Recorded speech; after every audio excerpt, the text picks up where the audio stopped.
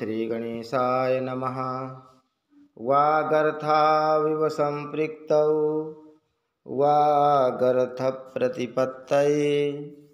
जगतः पितरौ वन्दे पार्वती परमेश्वरौ।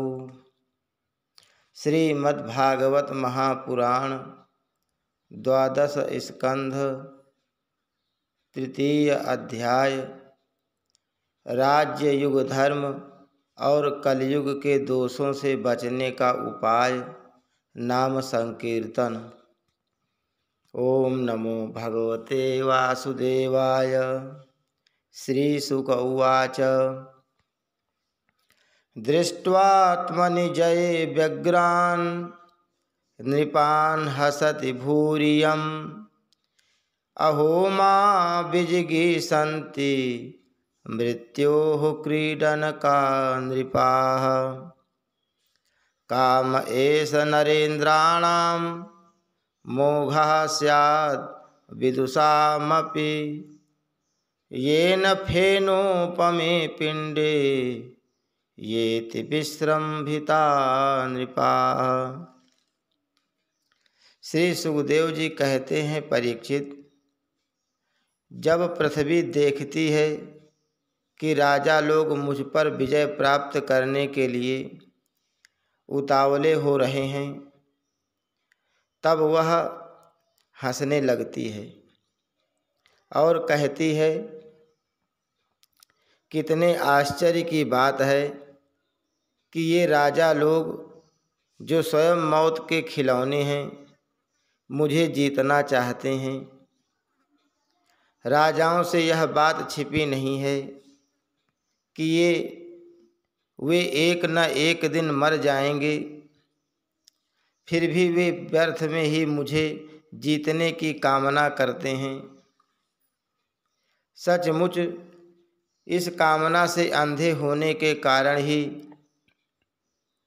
वे पानी के बुलबुले के समान क्षणभंगुर शरीर पर विश्वास कर बैठते हैं और धोखा खाते हैं।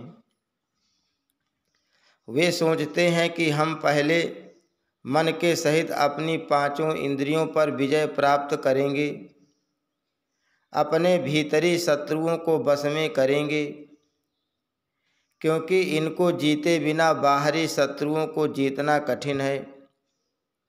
उसके बाद अपने शत्रु के मंत्रियों, अमात्यों, नागरिकों, नेताओं और समस्त सेना को भी वश में कर लेंगे। जो भी हमारे विजय मार्ग में कांटे बोएगा, उसे हम अवश्य जीत लेंगे। इस प्रकार धीरे धीरे क्रम से सारी पृथ्वी हमारे अधीन हो जाएगी और फिर तो समुद्र ही हमारे राज्य की खाई का काम करेगा। इस प्रकार वे अपने मन में अनेक आशाएं बांध लेते हैं और उन्हें यह बात बिल्कुल नहीं सूझती कि उनके सिर पर काल सवार है। यहीं तक नहीं, जब एक द्वीप उनके बस में हो जाता है, तब वे दूसरे द्वीप पर विजय करने के लिए बड़ी शक्ति और उत्साह के साथ समुद्र यात्रा करते हैं। अपने मन को, इंद्रियों को बस में करके लोग मुक्ति प्राप्त करते हैं, परंतु ये लोग उनको बस में करके भी थोड़ा सा भूभाग ही प्राप्त करते हैं। इतने परिश्रम और आत्मसंयम का यह कितना तुच्छ फल है। परीक्षित, पृथ्वी कहती है कि बड़े बड़े मनु और उनके वीर पुत्र मुझे ज्यों की त्यों छोड़कर जहाँ से आए थे वहीं खाली हाथ लौट गए।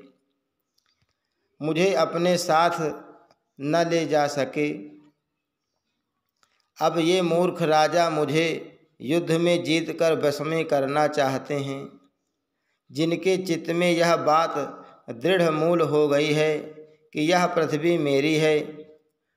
उन दुष्टों के राज्य में मेरे लिए पिता, पुत्र और भाई भाई भी आपस में लड़ बैठते हैं। वे परस्पर इस प्रकार कहते हैं कि ओह मूढ़, यह सारी पृथ्वी मेरी ही है, तेरी नहीं। इस प्रकार राजा लोग एक दूसरे को कहते सुनते हैं, एक दूसरे से स्पर्धा करते हैं, मेरे लिए एक दूसरे को मारते हैं और स्वयं मर मिटते हैं।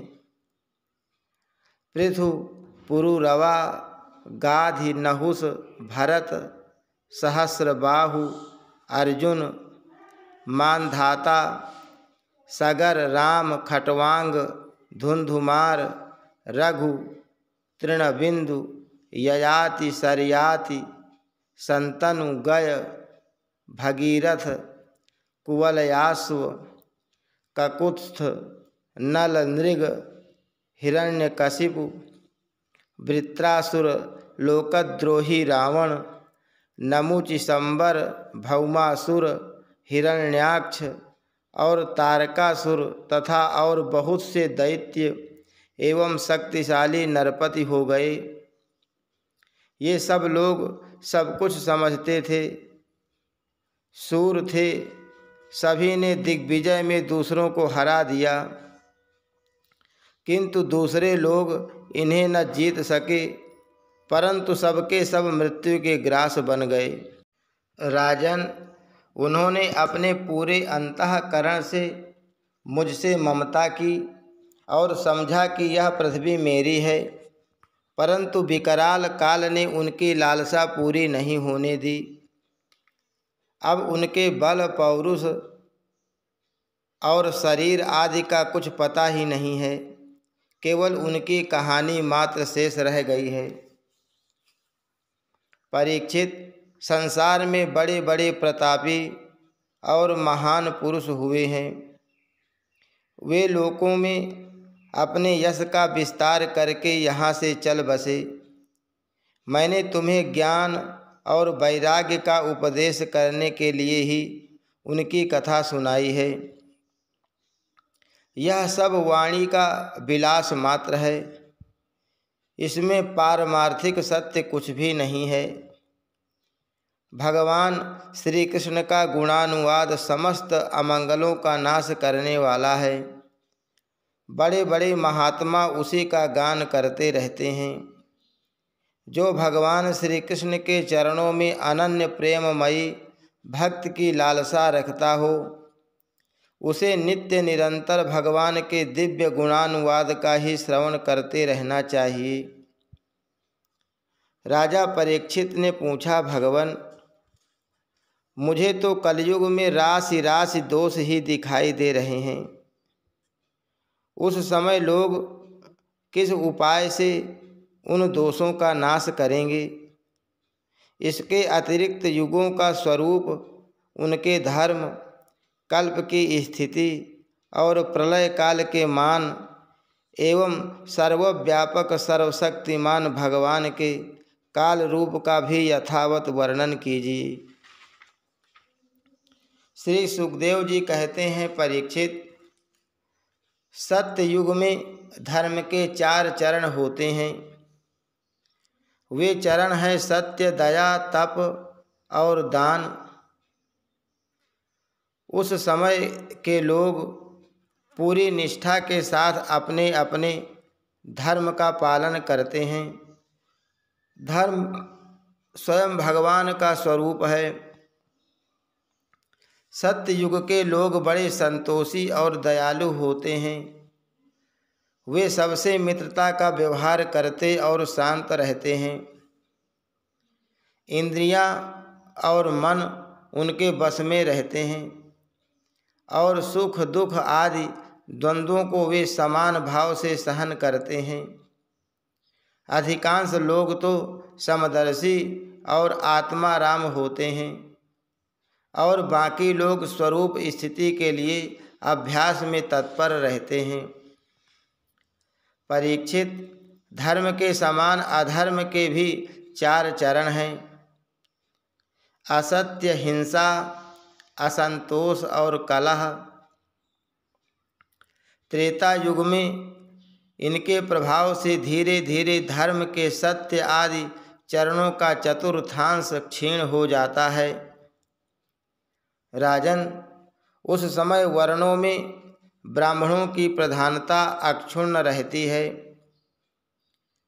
लोगों में अत्यंत हिंसा और लंपटता का अभाव रहता है। सभी लोग कर्मकांड और तपस्या में निष्ठा रखते हैं और अर्थ, धर्म एवं काम रूप त्रिवर्ग का सेवन करते हैं। अधिकांश लोग कर्म प्रतिपादक वेदों के पारदर्शी विद्वान होते हैं। द्वापर युग में हिंसा, असंतोष, झूठ और द्वेष, अधर्म के इन चरणों की वृद्धि हो जाती है एवं इनके कारण धर्म के चारों चरण तपस्या, सत्य, दया और दान आधे आधे क्षीण हो जाते हैं।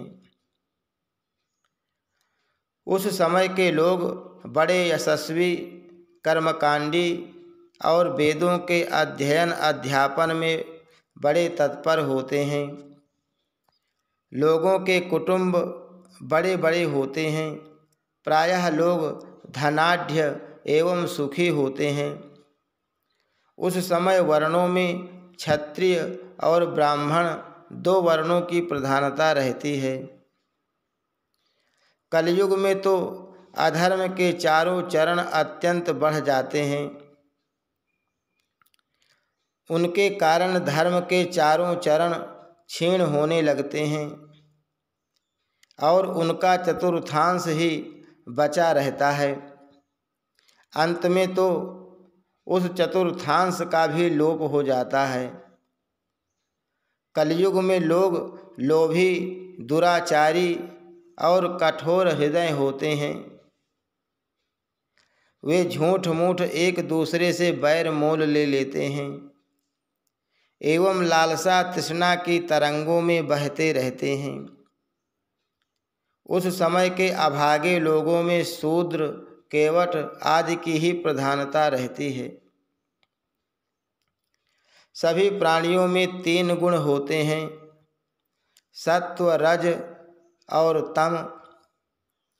काल की प्रेरणा से समय समय पर शरीर, प्राण और मन में उनका ह्रास और विकास भी हुआ करता है। जिस समय मन, बुद्धि और इंद्रियां सत्व गुण में स्थित होकर अपना अपना काम करने लगती हैं, उस समय सत्ययुग समझना चाहिए। सत्व गुण की प्रधानता के समय मनुष्य ज्ञान और तपस्या से अधिक प्रेम करने लगता है। जिस समय मनुष्यों की प्रवृत्ति और रुचि धर्म, अर्थ और लौकिक पारलौकिक सुख भोगों की ओर होती है तथा शरीर, मन एवं इंद्रियां रजोगुण में स्थित होकर काम करने लगती हैं। बुद्धिमान परीक्षित, समझना चाहिए कि उस समय त्रेता युग अपना काम कर रहा है। जिस समय लोभ, असंतोष, अभिमान, दंभ और मत्सर आदि दोषों का बोलबाला हो और मनुष्य बड़े उत्साह तथा रुचि के साथ सकाम कर्मों में लगना चाहे, उस समय द्वापर युग समझना चाहिए। अवश्य ही रजोगुण और तमोगुण की मिश्रित प्रधानता का नाम ही द्वापर युग है। जिस समय झूठ, कपट, तंद्रा, निद्रा, हिंसा, विषाद, शोक, मोह, भय और दीनता की प्रधानता हो, उसे तमोगुण प्रधान कलयुग समझना चाहिए। जब कलयुग का राज्य होता है तब लोगों की दृष्टि क्षुद्र हो जाती है। अधिकांश लोग होते तो हैं अत्यंत निर्धन, परंतु खाते हैं बहुत अधिक। उनका भाग्य तो होता है बहुत ही मंद और चित्त में कामनाएं होती हैं बहुत बड़ी बड़ी।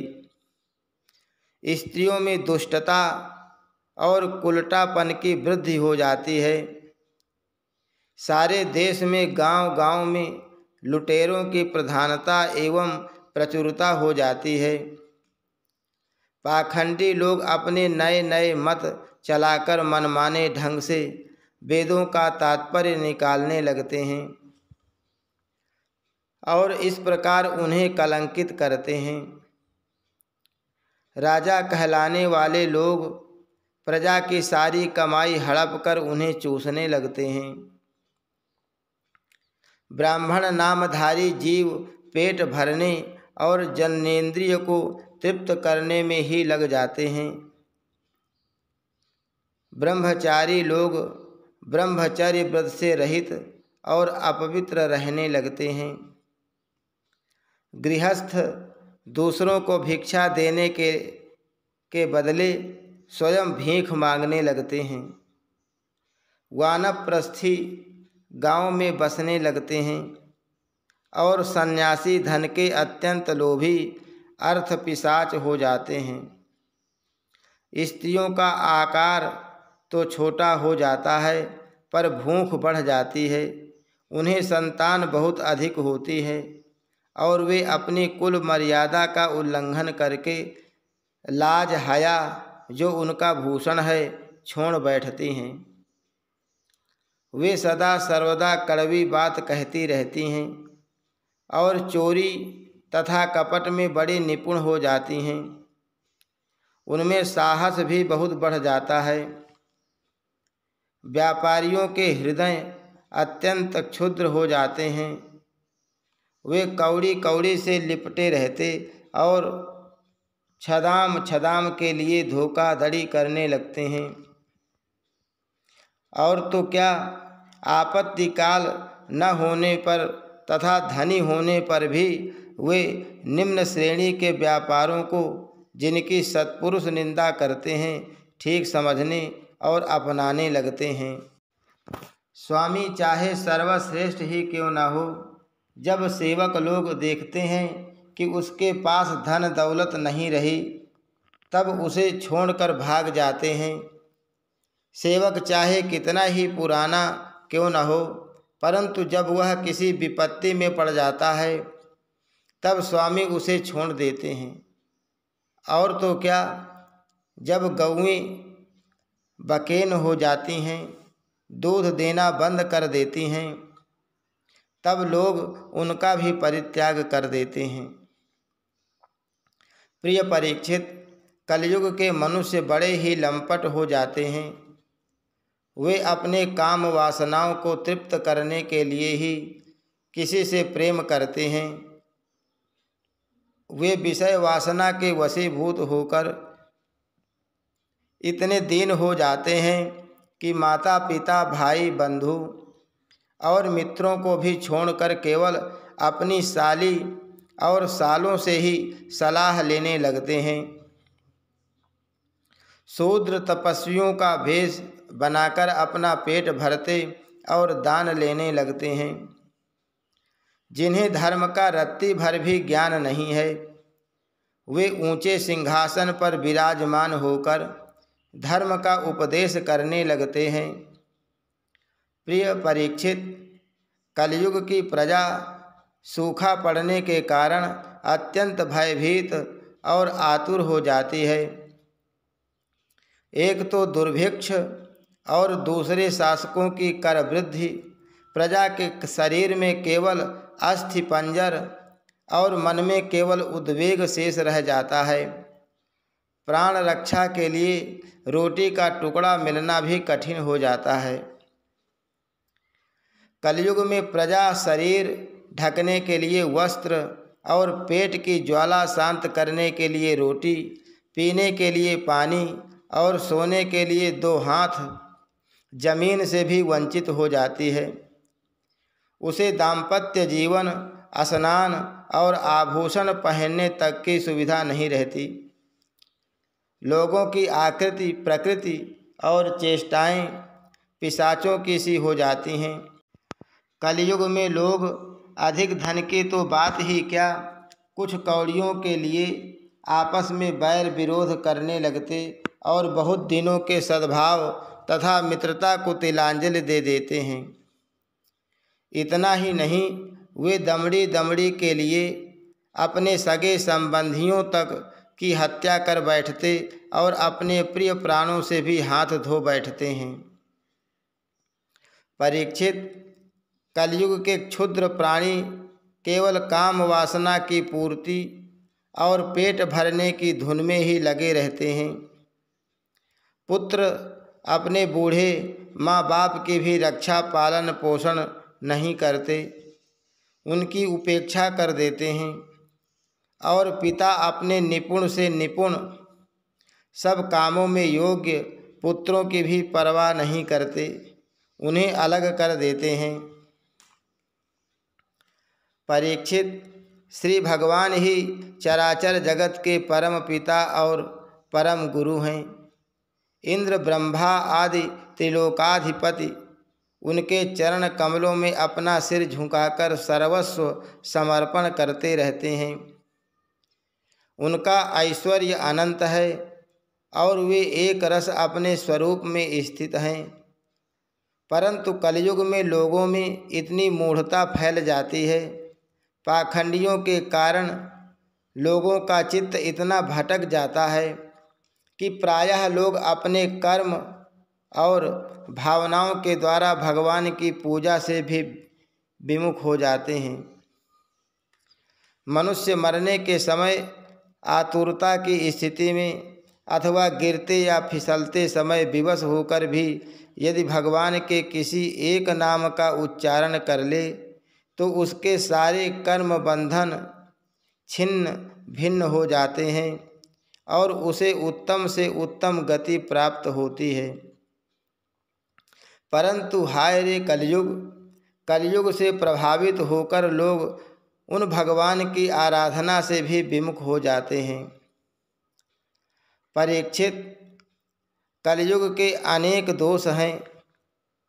कुल वस्तुएं दूषित हो जाती हैं, स्थानों में भी दोष की प्रधानता हो जाती है। सब दोषों का मूल स्रोत तो अंतःकरण है ही, परंतु जब पुरुषोत्तम भगवान हृदय में आ विराजते हैं तब उनकी सन्निधि मात्र से ही सब के सब दोष नष्ट हो जाते हैं। भगवान के रूप, गुण, लीला, धाम और नाम के श्रवण, संकीर्तन, ध्यान, पूजन और आदर से वे मनुष्य के हृदय में आकर विराजमान हो जाते हैं और एक दो जन्म के पापों की तो बात ही क्या, हजारों जन्मों के पाप के ढेर भी क्षण भर में भस्म कर देते हैं। जैसे सोने के साथ संयुक्त होकर अग्नि उसके धातु संबंधी मलिनता आदि दोषों को नष्ट कर देती है, वैसे ही साधकों के हृदय में स्थित होकर भगवान विष्णु उनके अशुभ संस्कारों को सदा के लिए मिटा देते हैं। परीक्षित, विद्या, तपस्या, प्राणायाम, समस्त प्राणियों के प्रति मित्र भाव, तीर्थ स्नान, व्रत, दान और जप आदि किसी भी साधन से मनुष्य के अंतःकरण की वैसी वास्तविक शुद्धि नहीं होती जैसी शुद्धि भगवान पुरुषोत्तम के हृदय में विराजमान हो जाने पर होती है। परीक्षित, अब तुम्हारी मृत्यु का समय निकट आ गया है। अब सावधान हो जाओ। पूरी शक्ति से और अंतःकरण की सारी वृत्तियों से भगवान श्री कृष्ण को अपने हृदय सिंहासन पर बैठा लो। ऐसा करने से अवश्य ही तुम्हें परम गति की प्राप्ति होगी। जो लोग मृत्यु के निकट पहुँच रहे हैं उन्हें सब प्रकार से परम ऐश्वर्यशाली भगवान का ही ध्यान करना चाहिए। प्यारे परीक्षित, सबके परम आश्रय और सर्वात्मा भगवान अपना ध्यान करने वालों को अपने स्वरूप में लीन कर लेते हैं, उसे अपना स्वरूप बना लेते हैं। परीक्षित, यूँ तो कलयुग दोषों का खजाना है, परंतु इसमें एक बहुत बड़ा गुण है। वह गुण यही है कि कलयुग में केवल भगवान श्री कृष्ण का संकीर्तन करने मात्र से ही सारी आसक्तियां छूट जाती हैं और परमात्मा की प्राप्ति हो जाती है। सत्य युग में भगवान का ध्यान करने से, त्रेता में बड़े बड़े यज्ञों के द्वारा उनकी आराधना करने से और द्वापर में विधि पूर्वक उनकी पूजा सेवा से जो फल मिलता है वह कलयुग में केवल भगवन नाम का कीर्तन करने से ही प्राप्त हो जाता है। हरि शरणम। श्री कृष्णार्पणमस्तु।